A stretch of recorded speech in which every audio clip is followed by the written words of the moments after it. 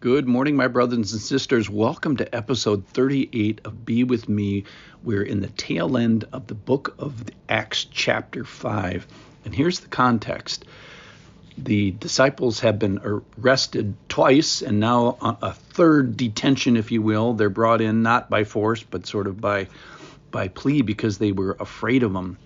And at the end of the story today, these guys are going to get beaten as a group, and they're going to get beaten into rejoicing. So I'm going to title this, Beating the 12 into Joy. So because of the activities of the disciples and the power of God that's being displayed in them, people are afraid of them. The captain of the guard is afraid. The council is afraid. That looks like the high priest is afraid. They've been telling them not to teach in his name. And they're mad at him for saying that his blood is, they're responsible for Jesus' blood, and they're pretty mad. So let me read this. Verse 33. When they heard this, they were enraged and wanted to kill them. So this is where we start the story today. Enragement and killingness. Verse 34. But a Pharisee in the council named Gamaliel, a teacher of the law, held in honor by all the people, stood up and gave orders to put the men outside for a little while. And he said, Men of Israel, take care what you do with these men. Before these days, Theudas rose up, claiming to be somebody, and a number of men, about 400, joined him. He was killed, and all who followed him were dispersed and came to nothing. So that's example number one. Example number two, after Judas the Galilean rose up in the days of the census, not the betraying Judas, and drew away some of the people after him, he too perished, and all who followed him were scattered. So in the present case, I tell you, this is Gamaliel talking to the council, keep away from these men and let them alone. For if this plan is or this undertaking is of man, it will fail. But if it is of God, you will not be able to overthrow them. You might even be found, here's the scary thing, opposing God. So they took his advice, which is probably the most amazing part of the whole story. Verse 40.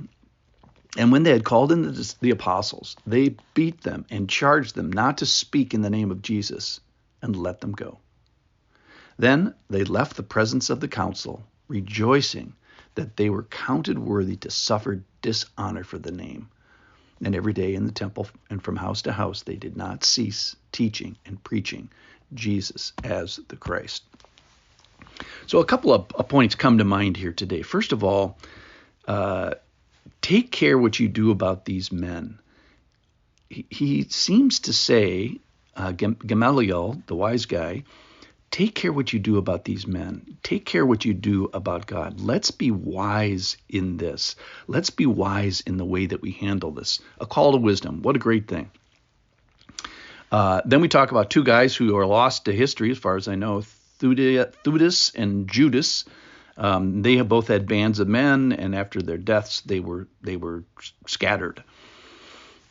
And then we find advice from this wise man, a man that's already honored, Gamaliel. I wonder if he becomes a believer. I don't think we have any data on that. He says in verse 38, so I tell you in the present case, first he separates the combatants, which is very wise, and then he talks to them rationally. Keep away from these men and let them alone. For if this plan or this undertaking it is of man, it will fail. So remember, these guys were going to attack them. They were going like forward to attack the disciples. And he says, whoa, withdraw, time out, back up, leave them alone. And the amazing thing is they took his advice, which is fantastic. And obviously God can't be overthrown. And we see that reality here today. So this guy really did have wisdom. He says, let's live a considered life. Take care what you do. Be wise in how you handle the situation. So number one teaching point is let's live a considered life. Number two, let's use wise people following wise men and women. And think about who's the wisest person you know. You should be leaning into that person. And then think about a couple of knuckleheads, foolish people that you know, And you kind of should be moving away from those kind of people. All right, so then what he's doing is saying, look for the movements of God and join him in those movements. Don't oppose God. Don't be the one that's found opposing God. On the other side is join in a way of thinking, in a way of relationships, join leaders that are wise and trying to honor the Lord.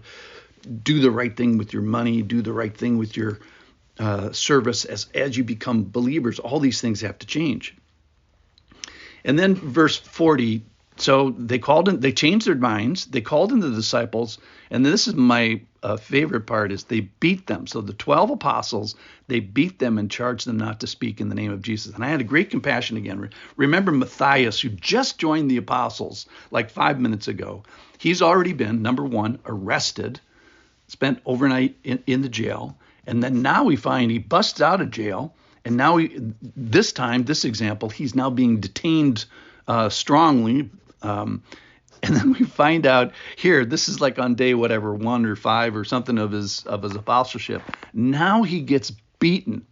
So one might think, he's going to say like, well, I'm going to give up this thing, but no. How does he and the other 11 respond? They rejoice. And here's what they rejoice at: that they are counted worthy, that their behaviors, their activities, their words have been found to align with Jesus, that other people are recognizing it, that they're with Jesus. And then they get sort of treated as if Jesus gets treated, which was some suffering and dishonoring him, dishonor for the name.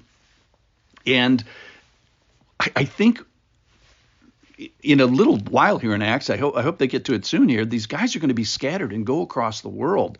But I think when they look back at this moment, this day, they're going to say, hey, that was a great day. Remember that day when we got beaten? Remember that day when we were together as 12?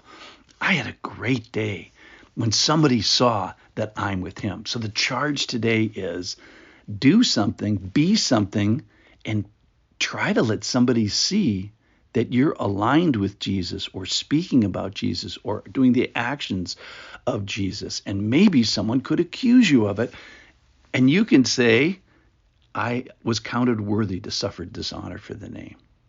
Have a great day with Jesus today. I'll see you tomorrow, I hope.